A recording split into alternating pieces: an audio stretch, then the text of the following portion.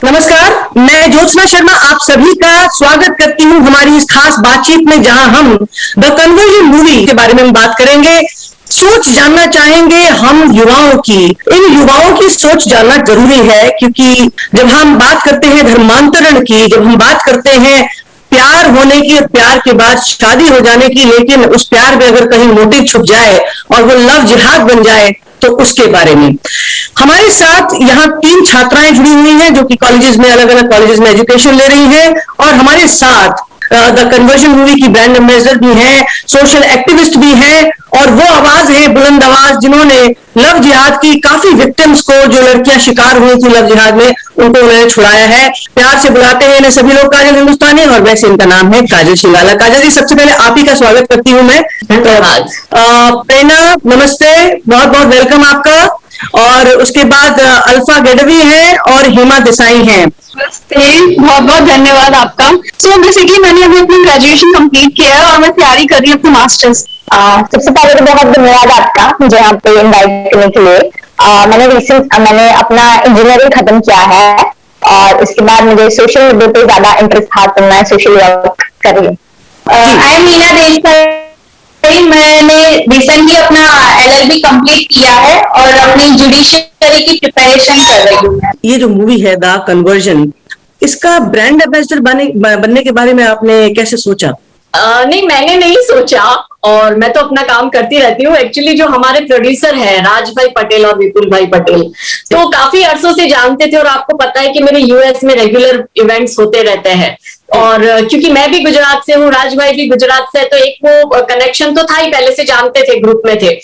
फिर जब राज भाई ने ये मूवी बनाई और मुझे इसका ट्रेलर दिखाया और फिर मेरे को बहुत पसंद आया, तो उन्होंने मुझे प्रस्ताव रखा कि क्या आप इस फिल्म की ब्रांड एम्बेसडर बनेगी, क्योंकि भारत में मात्र आप ऐसी महिला है जो लव जिहाद पर खुलकर बोलती है, और जिन्होंने लव जिहाद पर इतना काम करके लड़कियों को रेस्क्यू किया है, तो आपसे बेहतर कोई नहीं हो सकता। तब मैंने उनसे कहा कि आप मुझे नहीं भी बनाएंगे ब्रांड एम्बेसडर, फिर भी इस मूवी को जो जिस उद्देश्य से आपने बनाया है, और ये मेरे दिल के इसलिए करीब है क्योंकि मैंने लड़कियों को रेस्क्यू किया, और मैं लड़कियों की वो जो प्लाइट होती है वो मैंने नजदीक से फील की है।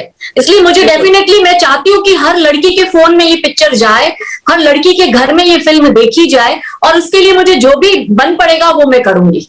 अब ये लव जिहाद की जो नई टर्मिनोलॉजी है, ये काफी लोगों को नहीं पता है अभी भी, और कहीं ना कहीं लोग ये सोचते हैं, डिनायल के मूड में है, कि ये असल में एग्जिस्ट नहीं करता है। ये कुछ राइट विंगर्स की सोच है, कुछ लोग जो रिलीजियस एक्सट्रीमिज्म को बढ़ावा दे रहे हैं, शायद उनकी सोच है। और कहीं ना कहीं अपने जो नए बुद्धिजीवी लोग हैं, इंटेलिजेंशिया है आज का, वो कहीं ना कहीं स्वीकार नहीं कर रहा है। जो सोशल मुद्दों पे मूवीज बनती हैं और उनको लोग कम देखते हैं, वो कहते हैं यार बड़ी सैड स्टोरी होगी, क्या देखना है इसको, ठीक है। लेकिन कुछ मूवीज ऐसी होती हैं जो कि उन मुद्दों को जब उठाती हैं तो आपको जगाती हैं, आपको इन्फॉर्म करती हैं, कहते हैं कि सावधान रहो। ऐसी मूवी देखना पसंद करेंगे क्या आप, या आप कहेंगे कि नहीं, बोर रहेगी यार, नहीं जाएंगे? बिल्कुल बिल्कुल बिल्कुल देखना चाहेंगे, क्योंकि उससे हमें बहुत मदद मिलती है हमारी डेली लाइफ में। जरूर मुद्दों पे बनी हुई चीजें देखना ज्यादा पसंद करें। यहाँ बिल्कुल। What would be your definition of independence when you're married? आपकी शादी हो रखी है और आप एक अपने ससुराल में हैं, आप किस तरह का इंडिपेंडेंस सोचते हैं? सो इसके लिए मेरी सोच ये है कि जहाँ पे मैं अपने मन मुताबिक चल सकूं। इट्स नॉट लाइक कि मैं रिस्पेक्ट नहीं करूंगी, मैं सबकी रिस्पेक्ट करूंगी, बट मेरा अपनी भी एक पर्सनल लाइफ होगी, इसको दूसरों को रिस्पेक्ट करना चाहिए। और रिलीजियस थॉट प्रोसेस के बारे में क्या विचार है? सबका अपना एक पर्सनल होता है, पर्सनल पर्सपेक्टिव होता है रिलेटेड टू समथिंग।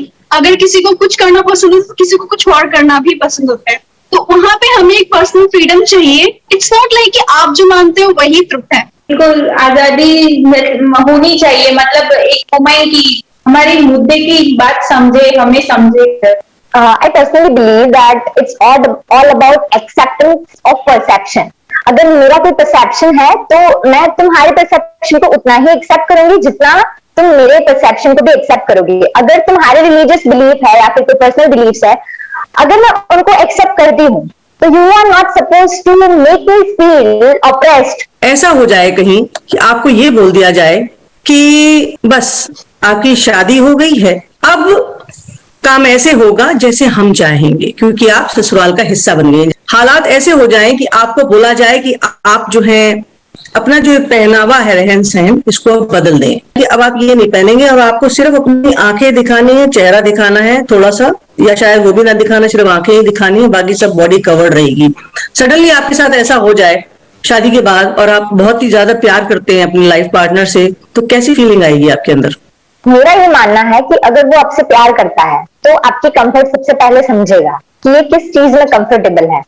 अगर वो भी आपको फोर्स कर रहा है कि तुम यही पहनोगी और ये तुम नहीं पहनोगी, अगर वो नियम अनुसार आपको अपने तरीके से जीने पे फोर्स कर रहा है, तो मुझे नहीं लगता कि वो प्यार है, वो कुछ और है। वो मोटिव हो सकता है या फिर प्रोपेगेंडा हो सकता है या फिर कुछ और हो सकता है, लेकिन वो प्यार तो नहीं है। चलिए मैं और जब वो प्यार नहीं है तो फिर उसको प्यार के तरीके से देख के फिर उसको ऑबे करना, वो आई गेस वो कतई ही बेवकूफी होगी। मैरिज एक ऐसी चीज है कि छोटे कुछ सालों की बात नहीं है कि कुछ डिग्री है तो कुछ सालों से, ये बहुत लंबा टाइम आपको स्पेंड करना है किसी के साथ।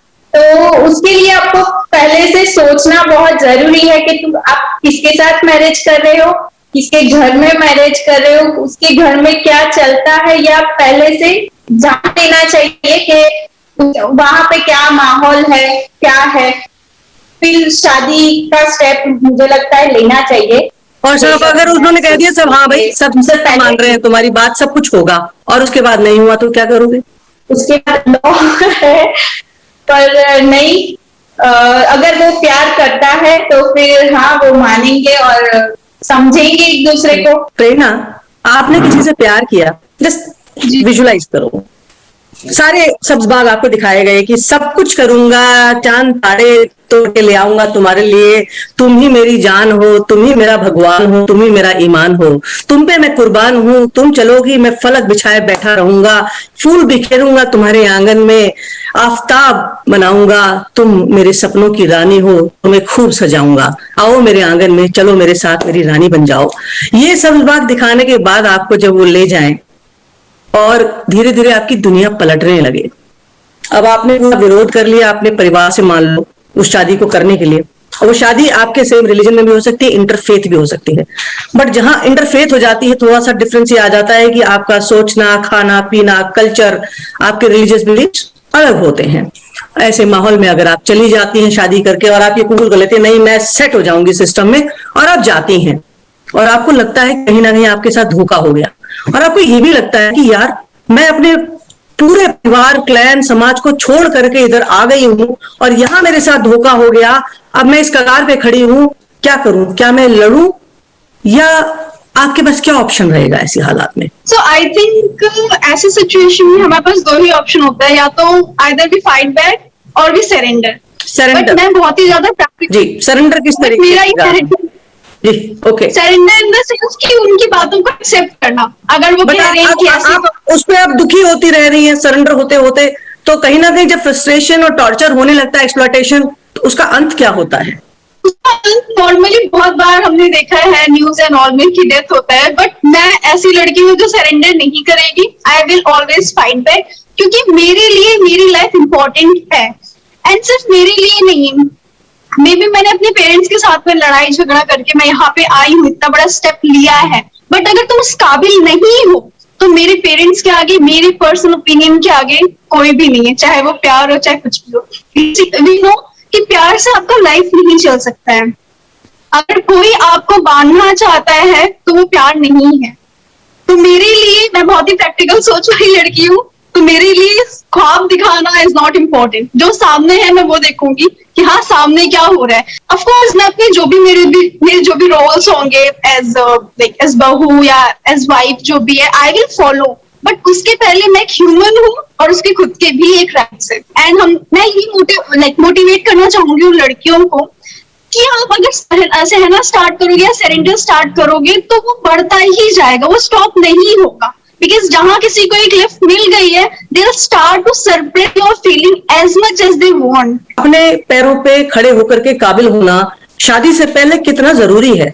मेरा ऐसा मानना है कि कोई भी इंडिपेंडेंस एक फाइनेंशियल इंडिपेंडेंस के साथ शुरू होता है, क्योंकि जब आपके पास फाइनेंशियल इंडिपेंडेंस नहीं होता, जब आप अपने पैरों पे खड़े नहीं होते, तब आपके डिसीजंस को वैल्यू नहीं मिलती। आपको यही दिखाया जाएगा कि यू आर नॉट वर्दी। तो मेरा हमेशा से ऐसा मानना है कि एजुकेशन इसलिए इंपॉर्टेंट है क्योंकि एजुकेशन आपकी वो अपब्रिंगिंग में चेंज लाता है, आपकी सोच में चेंज लाता है, कि आपको वो कॉन्फिडेंस देता है कि यू कैन फाइट बैक।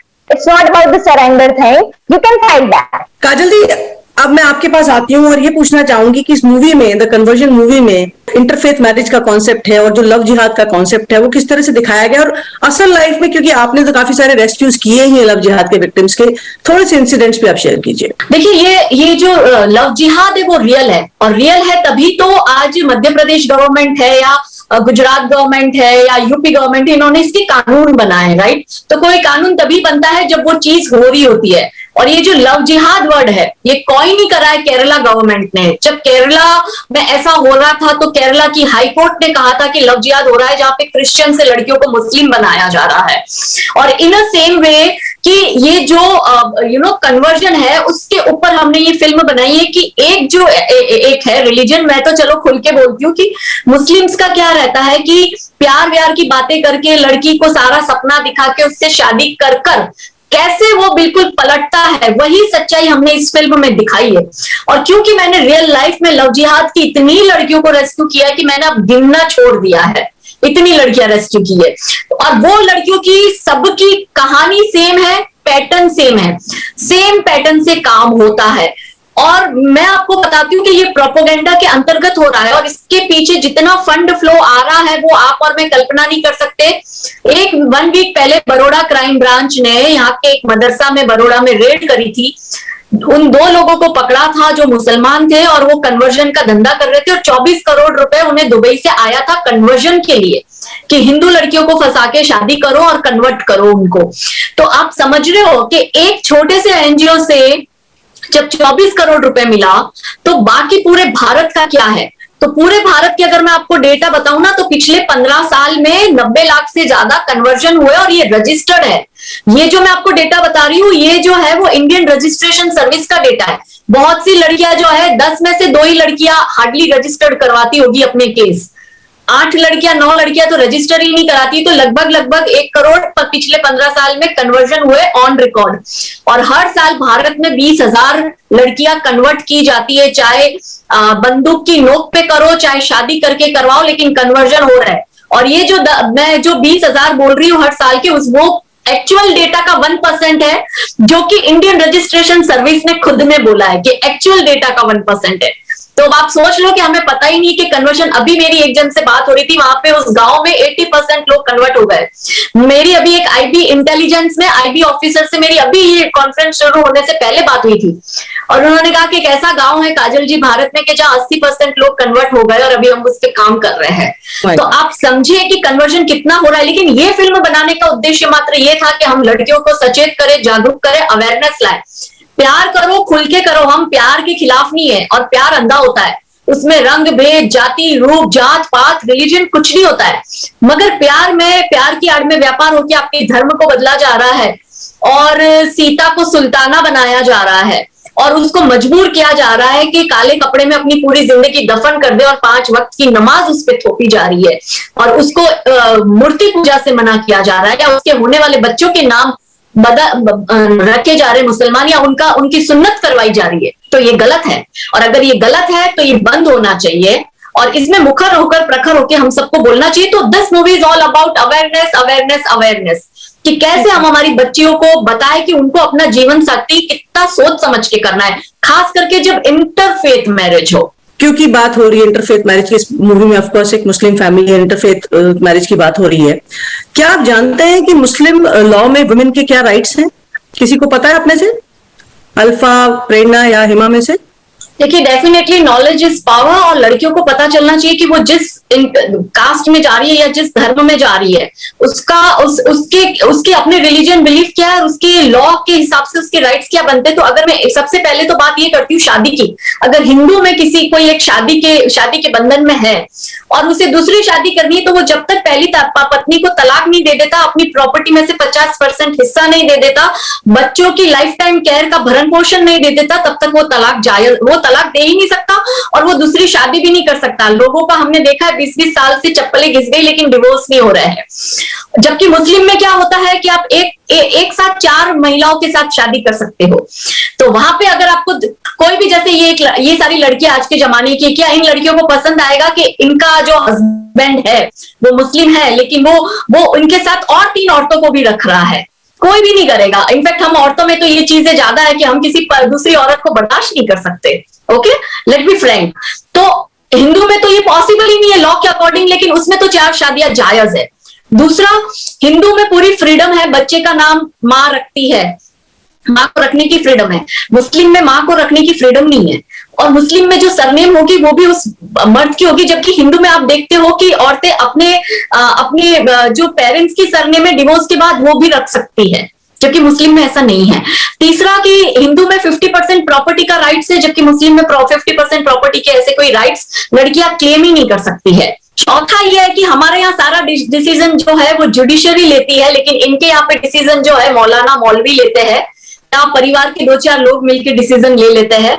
और वो चाहेगी लड़की कोर्ट के दरवाजे खटखटाएगी तो भी, जैसे हमने कहा था कि शाह बानू का जो केस हुआ था 80s में, जब राजीव गांधी ने शाह बानू के हक में केस दिया था, गवर्नमेंट जज ने सुप्रीम कोर्ट के जजमेंट को टालते हुए सिर्फ एक वोट बैंक पॉलिटिक्स के लिए शाह बानू कौन थी मैं बताती हूँ, उसके हस्बैंड ने उसको इसी तरह से ट्रिपल तलाक दिया था, और वो बेचारी के पास दर दर की ठोकरें खा रही थी, वो क्लेम कर रही थी एटलीस्ट मुझे भरण पोषण दे दो। और उसमें उसने कितने सालों तक तो केस लड़ा, 15-20 साल तक, और उसके बाद जजमेंट जब उसके हक में आया, 80s की बात कर रही हूँ, तब राजीव गांधी ने अपनी वोट बैंक पॉलिटिक्स के लिए उस पूरे जजमेंट को बदल दिया, क्योंकि उसको एक तबका खुश करना था, all India Muslim personal law board का, जो कि स्थापित किया था इंदिरा गांधी ने। ठीक है, उसको कानूनन मर्यादा दी गई थी, उसको लॉ में लाया गया था, all India Muslim personal law board को। तो कहने का मतलब यह है कि एक भारत, एक विधान, एक संविधान होना चाहिए। अलग अलग लोगों के लिए अलग अलग कानून नहीं होने चाहिए। और जो लड़कियां अगर इंटरफेथ मैरिज करना भी चाहती है तो उन लड़कियों को ये समझना होगा कि प्यार से पेट नहीं भरता है, और प्यार की तो जो प्यार रहता है वो सिर्फ 4 दिन का होता है, लेकिन पूरी लाइफ जिसके साथ बिताने वाले हो उसके पास आपकी सोशल सिक्योरिटी क्या है, आपकी और आपकी होने वाली संतान की। हलाला नाम की एक चीज है जो एग्जिस्ट करती है कहीं ना कहीं शादी को रिकंसाइल करने के लिए। असल में हलाला के बारे में आप तीनों कॉलेज स्टूडेंट्स में से किसी को पता है कुछ? हलाला मुझे जहां तक पता है, एज माई नॉलेज, अगर कोई पुरुष आवेग में बोल जाता है कि ट्रिपल तलाक, और वो तलाक हो जाता है, या फिर किसी भी बात को लेके अगर शादी टूट जाती है, तो अगर वो फिर से वो औरत से शादी, वो मुस्लिम पुरुष अगर वो औरत से वापस शादी करना चाहता है, तो ऐसा एक रिचुअल फॉलो होता है हलाला का, कि वो औरत की दूसरी जगह शादी की जाती है, या फिर उसके सेक्सुअल रिलेशंस बनाया जाता है दूसरे मर्द के साथ, और फिर वहां से तोड़ के ही उसको वापस उसके साथ फिर से शादी कंटिन्यू की जाती है। ऐसा कुछ है। देखिए, हलाला का जो कॉन्सेप्ट है ना, वो जो मौलवी और मुल्ला मौलवी होते हैं ना, इनका क्रिएट किया हुआ होता है। होता क्या है ना कि ट्रिपल तलाक, यानी कि तलाक तलाक तलाक बोल के वो लड़की को, जैसे बहुत दारू पी लिया और औरत ने कुछ माथापच्ची कर ली कि कमाता तो है नहीं पीता है, तो वो औरत को बोल दिया मुस्लिम मर जा, तलाक तलाक तलाक, तू कौन हुई मुझे बोलने वाली। अब सुबह जब होश में वो बंदा आता है तो कहता है कि अरे मैंने तो रात को इसको तलाक दे दिया। फिर वो जाएगा मौलवी के पास। मौलवी क्या है ना, मौलवी के पास में भंडार है, वो नासा का साइंटिस्ट है।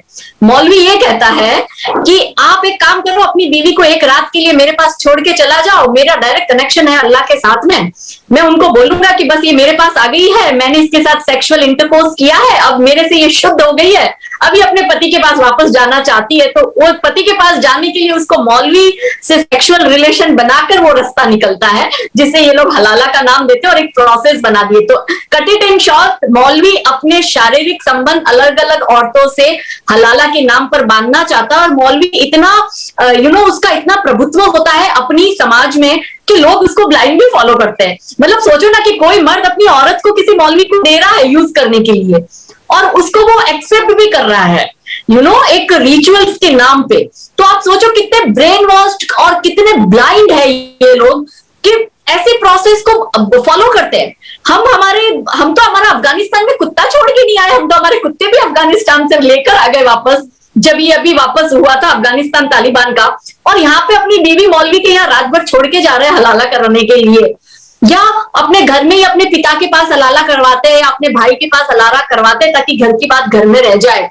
तो ये ऐसा कॉन्सेप्ट है हलाला का बेसिकली। चलिए, तो मैं इन आजाद ख्यालों की बच्चियों से पूछना चाहूंगी कि अगर आपका पति, सिर्फ आपकी पति जो है, आपने उसको ही देखा है पूरे संसार में, आप लव मैरिज करके चले गए या जैसे भी है, और वो आपसे कहे अगर कि चलो मेरा तलाक तुमसे हो गया है, अब तुम्हें किसी और के साथ एक रात सोना पड़ेगा, टू बी एक्सेप्टेड, और पूरा प्रोसीजर होता है हलाला का जिसमें एक रात सोते हैं, फिर 3 महीने तक वेट किया जाता है कि कहीं आप प्रेग्नेंट तो नहीं हो गए उस व्यक्ति के साथ जिसके साथ आप सोए हैं, फिर उसके बाद आपका एक्सेप्टेंस होता है। कितना एक्सेप्टेंस है आपके मन में अगर ऐसा कुछ होता है, गॉड फॉरबिड? मेरा सबसे पहला सवाल यही होगा कि मैं कोई वस्तु नहीं हूँ जिसको तुम स्वीकार या अस्वीकार करो, जिसको तुम एक्सेप्ट या नॉट एक्सेप्टेड करो। तो ये अधिकार तो सबसे पहले ना तो तुमको लॉ देता है, ना मैं खुद देती हूँ। और दूसरी चीज कि इतनी बड़ी चीज का डिसीजन तुम खुद कैसे ले सकते हो? That means you are objectifying my self, my body, my entire existence. ये जो चीज है ये तो कहीं से भी एक्सेप्टेड नहीं है, क्योंकि हम कोई यूज एंड थ्रू या फिर यूज करने वाली चीज नहीं है। आप एक उसका प्रॉपर वो बना रहे हो, स्टेटस बना रहे हो कि अभी ये शुद्ध है, अभी ये अशुद्ध हो गई, इससे ये शुद्ध है, इससे ये अशुद्ध है। ऐसा कुछ भी कॉन्सेप्ट लड़कियों की लाइफ में नहीं होता है।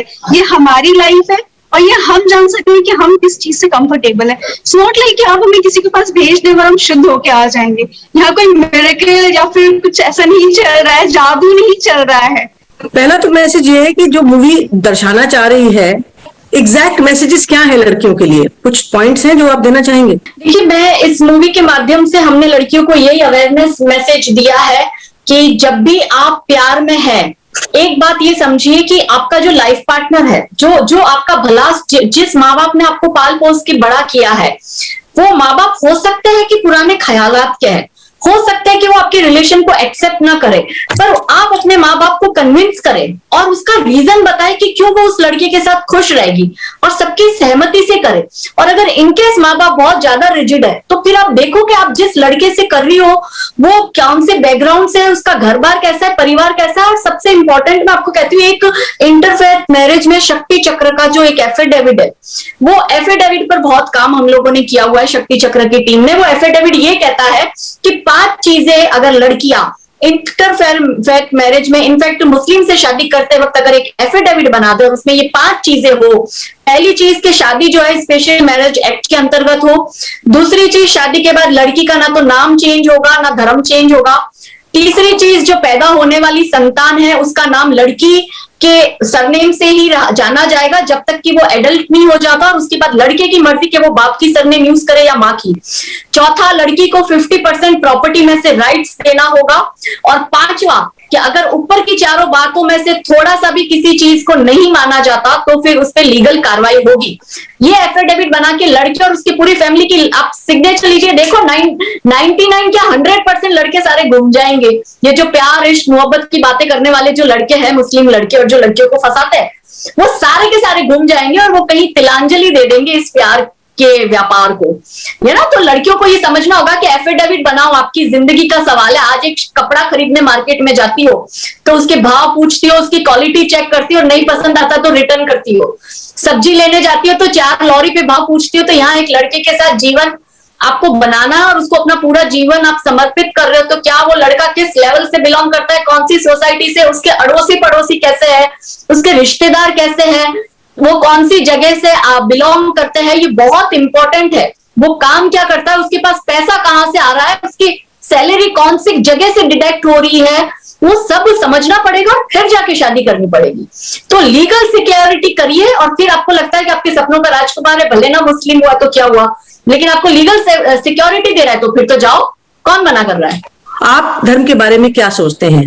मेरा ऐसा मानना है कि धर्म एक पर्सनल चॉइस है, एक पर्सनल बिलीफ सिस्टम है। अगर आप उसमें कंफर्टेबल हो तो आप उसे फॉलो करो। आप किसी और को कोई राइट नहीं है कि वो आपको बताए कि आप इसको फॉलो करो या फिर ना करो, या फिर किसी और बिलीफ सिस्टम को फॉलो करो। हाँ, ये अपने आप में एक खुद का विश्वास है। आप कौन सी चीज पे, कौन से धर्म में बिलीव करते हो, ये आपकी चॉइस है, ना कि किसी और की। कोई कहेगा कि आपको ये धर्म नहीं, ये धर्म चूज करना है, तो उस पर डिपेंड नहीं करता। वो हम खुद पे, हम किस पे बिलीव करते हैं सो फॉर मी रिलीजन जो होता है वो एक तरीका होता है कि कैसे आपको अपनी जिंदगी जीनी चाहिए। आपको एक बचपन से सिखाया जाता है एक रिलीजियस में कि आपको किस तरीके से चलना चाहिए। एक तरीके से आपको एक बहुत ही पॉजिटिव लाइफ को कैसे जीना है वो बताता है। लेकिन जहां आपका धर्म दूसरों को एक्सप्लॉइट करता है, दूसरों को नीचा दिखाता है, फिर वो धर्म नहीं है। क्यों? क्योंकि ये धर्म क्यों आया? ताकि आपको ताकि आपको एक जरिया पता चल सके कि कैसे लाइफ जीना है, कैसे लाइफ को अच्छे से लीड करना है, कैसे अपने दूसरों की रिस्पेक्ट करना है। लेकिन जहां आपका धर्म आपको ये सिखा रहा है कि दूसरों को नीचा दिखाना है, दूसरों को बदलना है, दूसरों का बिलीफ सिस्टम आपको मैटर ही नहीं करता है, सिर्फ आप ही आप है, तो आई थिंक वहां आपको अपने धर्म को चेंज करने की जरूरत है, या तो आपको अपने माइंडसेट को चेंज करने की जरूरत है। मुझे बड़ी खुशी हो रही है इन तीनों बच्चियों को मैंने सुना। मुझे ऐसा लगता है कि जो हमारा देश है वो सुरक्षित हाथों में है, क्योंकि लड़कियां इतनी समझदार है। आई एम वेरी श्योर अगर ये इतनी समझदार है तो ये अपने ग्रुप में भी इस तरह के डिस्कशन करेगी या करती होगी, और अगर नहीं करती होगी तो करना शुरू करेगी। क्योंकि देखिए आजकल तो 14-15 साल की लड़कियों के बॉयफ्रेंड होते हैं, राइट? लेकिन बॉयफ्रेंड होना अलग चीज है और किस तरह के बॉयफ्रेंड के साथ होना वो अलग चीज है। आपकी बात लेकर के इनसे सवाल पूछ ही लेते हैं कि अल्फा, प्रेरणा और हिमा, आपके फ्रेंड सर्कल में लड़कियां होंगी जिनके बॉयफ्रेंड भी होंगे, आपके हो सकते हैं नहीं भी हो सकते, मैं सवाल पर्सनल नहीं पूछती, बट जो आपने देखा होगा किस तरीके के बॉयफ्रेंड चाहती हैं लड़कियां? मुझे लगता है ये जो सबसे बड़ी गलतियां लड़कियां करती हैं वो है शक्ल देखना। मुझे नहीं लगता कि शक्ल देख करके किसी को प्यार होना चाहिए, बट एक्चुअली लड़कियां शक्ल देखती हैं और वहीं से चीजें खराब होना शुरू होता है, क्योंकि वो बाकी चीजों को पीछे रख देती हैं। बट जहां तक मेरी ये सोच है कि it's not about face, it's not about the person only. अगर आप शादी की बात कर रहे हो तो आप सिर्फ एक इंसान से शादी नहीं कर रहे हो, कहीं ना कहीं आपकी फैमिली का और उसकी फैमिली का एक कनेक्शन बन रहा है जो कि बहुत ही लॉन्ग टर्म में आपके साथ रहने वाला है। So it's not about you only, it's about your parents and of course about his parents as well. So दोनों के बीच में वो कनेक्शन आना चाहिए। लेकिन जो लड़कियां गलतियां करती हैं वो यही गलतियां करती हैं कि अरे कोई नहीं, प्यार है तो सब चीज हो जाएगा, वो इतना प्यार करते हैं कि सारी चीजें मैनेज हो जाएंगी, which is actually not true in nowadays. And actually मैंने अपनी लाइफ में काफी सारी ऐसी लड़कियों को देखा है, ऐसी भी मुस्लिम लड़की को देखा है, मेरी खुद की फ्रेंड ग्रुप पे थी जिसकी शादी 14 इयर्स में हो गई एंड उसका 16 में तलाक हो गया। एक्चुअली इंटरफेथ मैरिज नहीं थी, सेम रिलीजन मैरिज थी। 14 में शादी, 16 में तलाक, और 18 में वो हमारे साथ में ग्रेजुएशन करने आई है, मतलब हमारे साथ पढ़ने के पहले उसका। वहां से एक्चुअली मेरा माइंड एकदम खराब हुआ कि what is happening now days. जैसे कि संस्कृत में कहावत है कि मुंडे मुंडे मतर बिनना, तो मैंने अलग अलग लोगों को देखा हुआ है कि कुछ लोगों को देखा है कि वो सिर्फ शक्ल देख के चूज करते हैं, कुछ लोगों के लिए फाइनेंशियल स्टेटस बहुत बड़ी चीज होता है, और कुछ लोगों के लिए एजुकेशनल क्वालिफिकेशंस मैच करना बहुत जरूरी होता है कि चलो मैं सोशल वर्कर हूँ तो कल उठ के भाई कैपिटलिस्ट से शादी हो गई तो फिर आगे जाके क्लैशेस होंगे।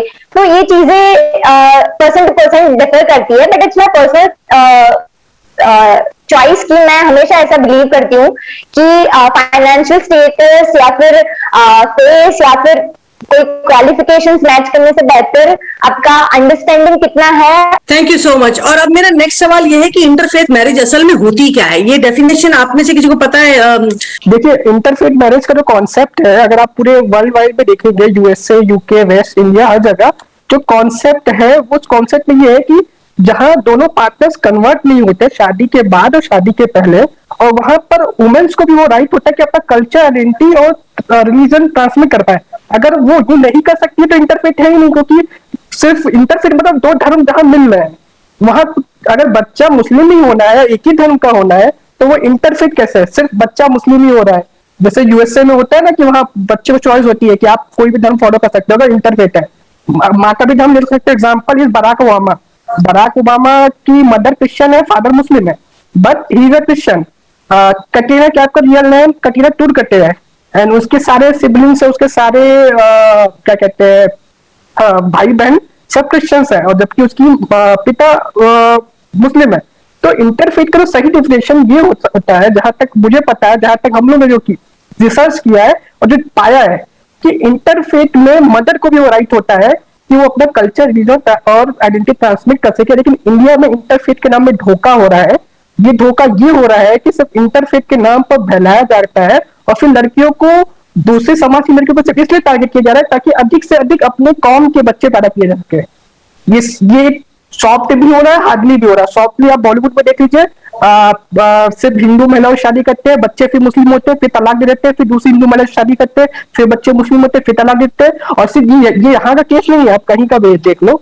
और इवन हम लोग ने कई सारे केसेस देखे हैं। एग्जाम्पल एक लखनऊ का केस था, वहां पर एक मुस्लिम लड़के ने 4 हिंदू महिलाओं से शादी की, बच्चे प्रोड्यूस किए, तलाक दिया, फिर बच्चे प्रोड्यूस किए, फिर तलाक दिया, फिर बच्चे प्रोड्यूस किए, तलाक दिया। तो ये जो इंटेंशन जो लग रही है इंटरफेथ की, वो ये लग रही है कि दूसरी समाज की लड़कियों को इस्तेमाल कर कर सिर्फ अपनी जनसंख्या बनाना या उनको खेती समझना, ये जो चीज है ये हमें बताना होगा लड़कियों को कि what is a real interfaith. जितनी भी लड़कियां, सबको बताना होगा कि इंटरफेथ का अपने राइट मांगो कि आप अपने कल्चर और अपनी आइडेंटिटी और अपना रिलीजन अपने बच्चों में ट्रांसमिट कर सको। अगर ये राइट मांगना स्टार्ट कर दिया तो आप देखोगे ये इंटरफेथ करने वाले भाग जाएंगे। This is a true interfaith. जितना आप जानेंगे उतनी आप प्रिकॉशन ले पाएंगे, जितनी प्रिकॉशन ले पाएंगे उतने सफल रहेंगे अपनी जिंदगी में। अगर प्यार है और रियल है तो वो सच्चा प्यार जो होता है वो निश्चल होता है, और जहां छल होता है और मोटिव होता है वो प्यार नहीं होता। ऐसे हालात में बुद्धि विवेक तो आपको ही यूज करनी पड़ेगी। तो अपने यूथ को, आप सभी को एक एक लाइन से अगर मैसेज देना है, सबसे पहले काजल जी आप, फिर इनसे वन लाइनर मैसेज मैं लूंगी यूथ से। मैं आज के यूथ को यही कहूंगी कि अपने रिलेशनशिप को बहुत सोच समझ के बनाओ और प्यार करो, खुल के करो, जी भर के करो, मगर जिनके साथ हो वहां अपनी सिक्योरिटी, लाइफ की सिक्योरिटी और फ्यूचर की सिक्योरिटी देख के करो। और खास करके अगर इंटरफेथ में आप जा रहे हैं तो ये एफिडेविट बनाकर उस रिलेशनशिप में जाओ। एंड आप सबसे और एक रिक्वेस्ट है कि फिर प्लीज इस मूवी को ज्यादा से ज्यादा देखिए और शेयर करिए, अपने ग्रुप में करिए, अपने कॉलेज की लड़कियों को बताइए ताकि जागरूकता आएगी, क्योंकि नॉलेज इज पावर, तो हम जितना भी उनको जगा पाए, बता पाए, तो उतना ही हम एक अच्छे समाज का निर्माण करेंगे। और आप, क्योंकि इस भविष्य, हमारे भविष्य की पीढ़ी हो और आने वाले वक्त में देश आपके हाथ में है, तो अगर आपके पास में अगर नॉलेज ही नहीं होगा तो हम कैसे हमारे देश को एक सभ्य समाज की ओर ले जाएंगे। तो यस, एक अच्छे राष्ट्र निर्माण के लिए युवाओं को जागरूक होना और नॉलेज रखना बहुत जरूरी है। मैं तो इसी सोच के साथ ये मूवी देखूंगी ताकि जो मुझे अभी नॉलेज नहीं है, जो मुझे क्लैरिटी नहीं है इसके बारे में, मुझे और नॉलेज मिल सके। एक्चुअली मैं दूसरों को एजुकेट कर सकूं, क्योंकि वन वे और the other way womens are the future of any countries, क्योंकि हम ही हैं जहां से हमारी नेक्स्ट जनरेशन प्रोड्यूस होती है। और अगर वो उसी जनरेशन को स्टॉप कर देंगे, वहां से दूसरी जनरेशन स्टार्ट करेंगे, तो फिर तो किसी एक फैमिली का स्टॉप होना मतलब लाजमी ही है। तो मैं चाहूंगी कि मुझे बहुत सारी नॉलेज मिले इस मूवी से, जिसे मैं बहुत ही अच्छी तरीके से दूसरों को भी कन्वे कर सकूं, ताकि ये चीजें रुके। मैंने ट्रेलर इतनी बार लिया है, मूवी इतनी एगरली वेटिंग कर रही हूँ। ट्रेलर ही मैंने इतना शेयर कर लिया है कुछ लड़कियों से, कुछ फ्रेंड्स से, कि अब मुझे लगता है मैं मूवी कितनी शेयर करूंगी, कितने लोगों को लेकर थिएटर में जाऊंगी और सबको अवेयर करूंगी कि देखो कुछ इस तरह का कुछ सीखने का है लाइफ में। शादी वो कोई छोटी चीज नहीं है, वो लाइफ टाइम का एक सफर है, तो उसे बहुत सोच समझ के चूज करे। या मैं सोचूंगी कि ज्यादा से ज्यादा ये मूवी लोग देखे और इंस्पायर हो और अवेयर हो। जैसे कि बोलते हैं कि heart wants what heart wants, but जब हार्ट की डिजायर पूरी करे तो we should use our brain too. कि जैसे कि मैम ने बोला कि एफिडेविट बनवाना है, ये चीज बहुत इंपॉर्टेंट है। ये चीज बहुत छोटी छोटी लगती है, लेकिन ये चीजें लाइफ को बहुत इम्पैक्ट करती है। क्योंकि एज आई सेड ना कि जैसे कि मैं किसी को एक्सेप्ट कर रही हूँ, तो I also want to be accepted. तो मेरा मोटिव ये मूवी को देखने का यही रहेगा कि जिस मोटिव से ये मूवी बनाई गई है, awareness, and we can say for preventing people to take wrong decisions in such direction. So my motive would be the same. यत्र नार्यस्तु पूज्यन्ते रमन्ते तत्र देवता। जहां नारियों की पूजा होती है, आदर होता है, वही देवता रहते हैं। अब देवता चाहे हिंदू के हों, मुसलमान के हों, सिख के हों, ईसाई के हों, women power is the supreme power in the sense कि एक वुमेन अगर एम्पावर्ड है तो पूरा घर एम्पावर्ड होता है। आदर देना सीखना पड़ेगा और आदर लेना भी पड़ेगा। ये आज का सेशन था। आप सभी को मैं धन्यवाद देना चाहूंगी और फिर से बेस्ट विशेष देना चाहूंगी द कन्वर्जन मूवी के producer, director, actor, star cast को, और खास तौर से काजल जी आपको, जो कि इसकी ब्रांड एम्बेसडर हैं। अच्छा काम करते रहिए। मेरी तीनों बच्चियों को थैंक यू सो मच इस सेशन में जुड़ने के लिए। आप मेरी बेटियां हैं, एंड लाइफ में कभी भी आपको जरूरत पड़े किसी भी चीज की, किसी भी मोड़ पे, मैं हमेशा हूँ, क्योंकि आप किसी पर्टिकुलर घर की बेटी नहीं है, आप मेरे समाज की, मेरे घर की, मेरे परिवार की बच्ची है, and I mean it. And thank you so much for joining us. And Joshna ji, thanks a lot for for wonderful hosting. You are indeed a wonderful host. Thank you so much. Jai Hind.